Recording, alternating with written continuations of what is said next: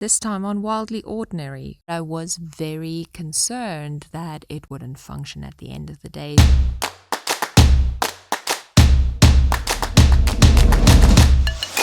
I was fascinated by this trailer mod and couldn't quite figure out how to use it or how to incorporate it properly. And then I figured out we have invisible walls. We can adjust the height of these walls, so why not try it? It was really tricky to line up the trailer and the walls very specifically. I tried to stick to a grid just because snapping tends to be a little bit easier, and I find that if you turn off the snapping or you mess with certain elements too much, that the pathfinding can become an issue or the functionality of certain elements become problematic.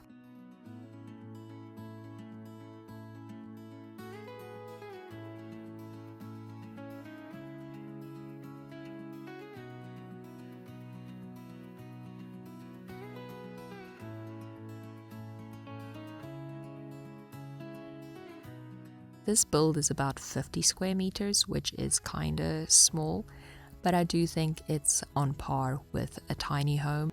The aim wasn't to build it as tiny as possible. The aim was to fit most of the things that we expect from a tiny home into this build successfully.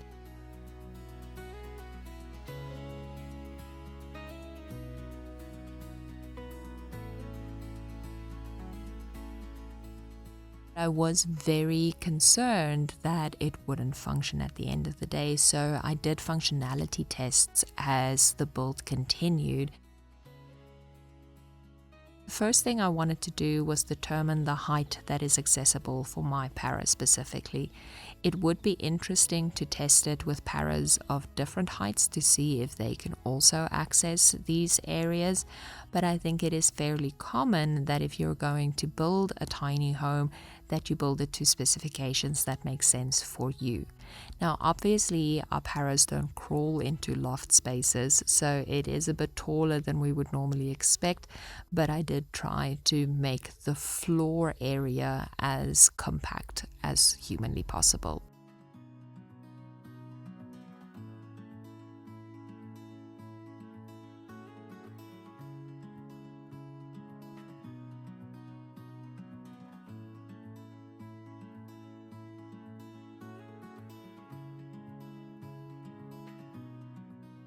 Another amazing feature in Paralives is that the stairs are completely scalable, so much so that if you were to scale it down all the way and you end up with a ladder, it would still be functional for your para.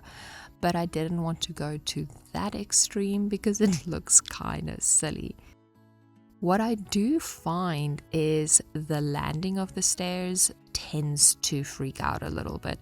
So I have a hole in my floor, and as much as I'm trying to fix it and undo and redo and try to work around it, it just has a hole in the floor.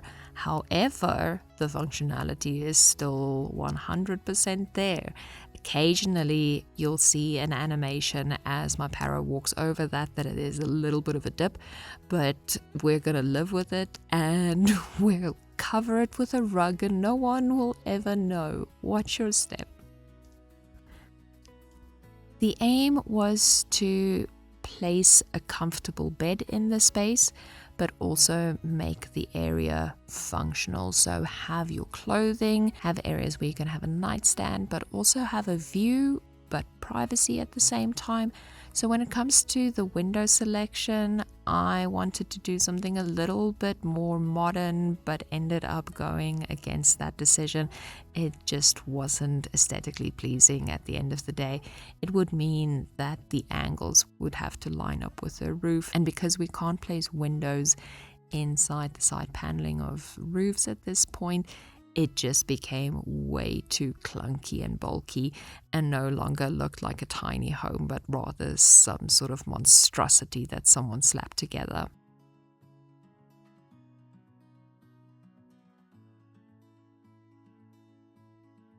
The real challenge for me was to have a wardrobe in the bedroom and put as much storage as possible in place and it still be functional.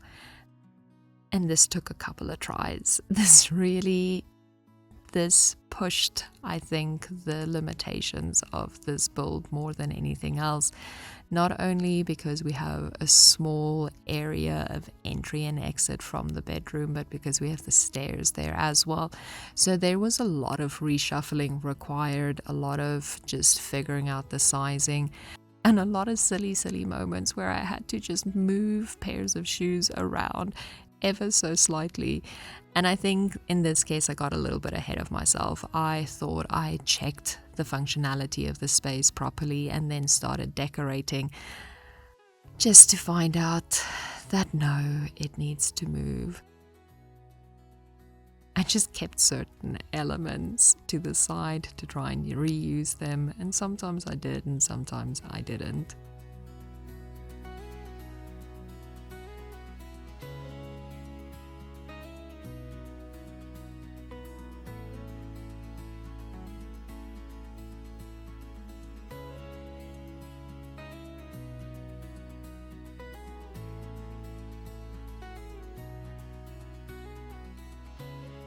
I decided to go with a wet room, so an open shower, instead of trying to fit a shower screen in there.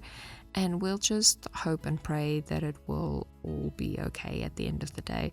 I think that is a problem we can solve at a future date that is not today. Bathroom was a pretty easy build considering the placement of the front door, or the only door to this tiny home, but it made sense to me that it would be towards the one end of the trailer, and that is where we could also build in all of our plumbing and systems that would be required.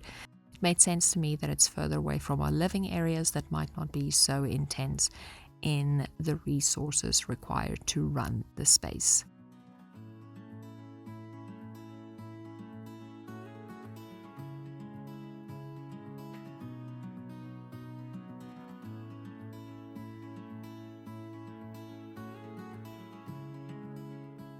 In terms of furniture and appliances, I tried to keep the correct scale so that everything in this tiny home build isn't custom to the tiny home, but rather a representation of what could be possible in this space. And with that, it means that we have a fairly large bathroom, which I think is important for quality of life purposes. I wanted to keep the fridge or any large appliances that would block the view to one side of the trailer, because at the end of the day, when you look out the windows, the larger the windows, the more light you get in. You can also have a little bit of that indoor-outdoor feel, and to block off views, I think, can be detrimental in this type of design. So instead, we're going to see how much we can squeeze into this area and have it as a mini room divider, I guess, between the bathroom and the stairs leading up to the loft bedroom.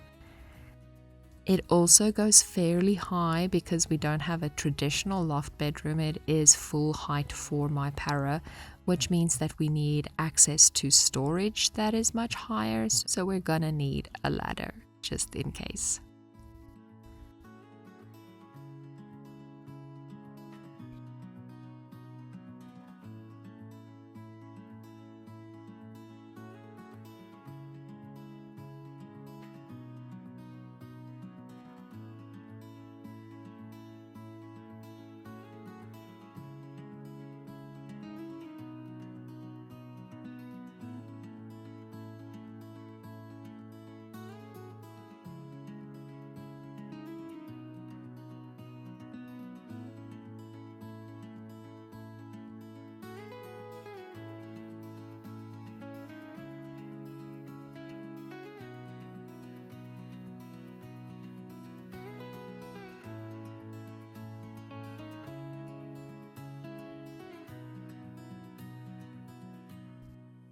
The kitchen is fully functional, even though it doesn't always look like it. Using the oven with this layout does make it look a little suspicious, but it is fully functional. Now, in this build, I did not expect my living area to be the most problematic area. I was quite surprised. I left it for last because I honestly thought that it would be the easiest. In my mind, I'd be able to put a desk with a TV on top. So many tests with a table versus a desk.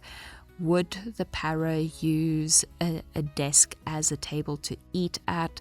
Every time I did a test and my para just stood there in the kitchen eating, I wanted to die.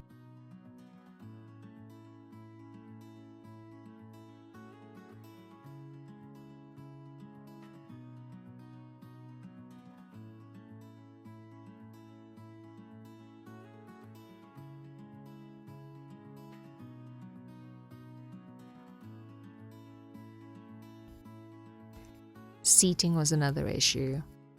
I thought, cool, I can fit in a chair, it functions, it's great. I can fit in some bench seats, it's great. And then I did the sit test, and it was less great. So ultimately, I had to make some sacrifices. These benches will just be for visual purposes. It will be aesthetic, it will look pretty, it will look like you can sit there, but in reality, the gameplay does not allow for it. It just gets confused. There are too many options too close by.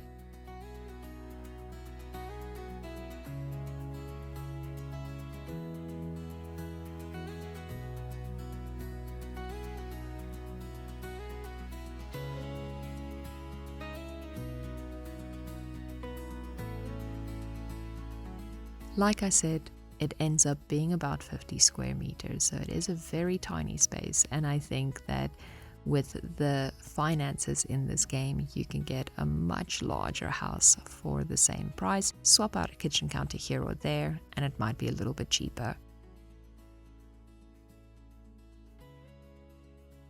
For me, this was a fascinating build. Would I play with a household in this trailer? Oh, probably not. I would end up just expanding the outside so much. I would move all of my activities to the outside. I would probably put a dining area outside.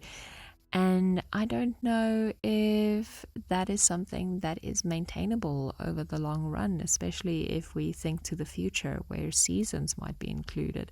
And then this tiny house becomes less and less viable. But let me know what you would have done differently, how you would have approached this build, and check out the tiny home trailer. Till next time.